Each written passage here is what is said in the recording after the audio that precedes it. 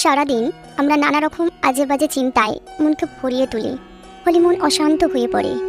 আমরা সাধারণ মানুষ, আমরা অসহায়, তাই তো মনে অতি সহজে খারাপ চিন্তা উৎপন্ন হয়েই থাকে। আমরা এই খারাপ চিন্তার হাত থেকে মনকে বাঁচাতে পারি না। বিশেষ করে অনেক কষ্টে যখন একটু সময় বের করে ধ্যান জপে বসি, তখন এই খারাপ চিন্তাগুলি জপ ধ্যানে বাধা সৃষ্টি করে এবং আমাদের মন অস্থির হয়ে ওঠে, ফলে আমরা কেউই শান্তি পাই না।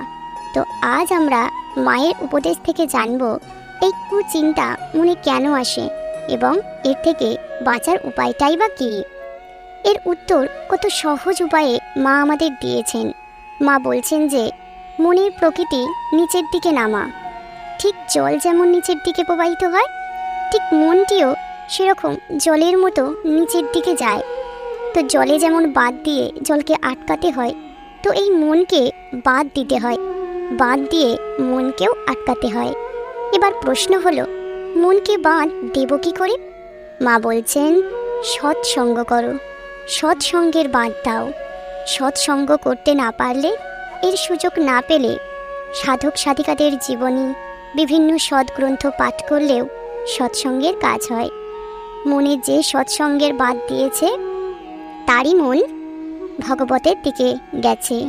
একটা কথা আছে, সৎসঙ্গে স্বর্গবাস এবং অসৎসঙ্গে নরকবাস। জলের প্রকৃতি নিচের দিকে হলেও মা বলছেন সূর্য এই জলকে বাষ্পমোচনের মাধ্যমে ওপর দিকে নিয়ে যেতে পারে এবং এই সূর্য কিরণ হলো সৎসঙ্গ, যা আমাদের মনকে ঈশ্বরমুখী করে তোলে। তো কত সহজে মা আমাদের জানিয়ে দিলেন কিভাবে কুচিন্তা থেকে মনকে মুক্ত করতে পারি এবং আমরা প্রকৃত শান্তি পেতে পারি। আজ এই পর্যন্তই।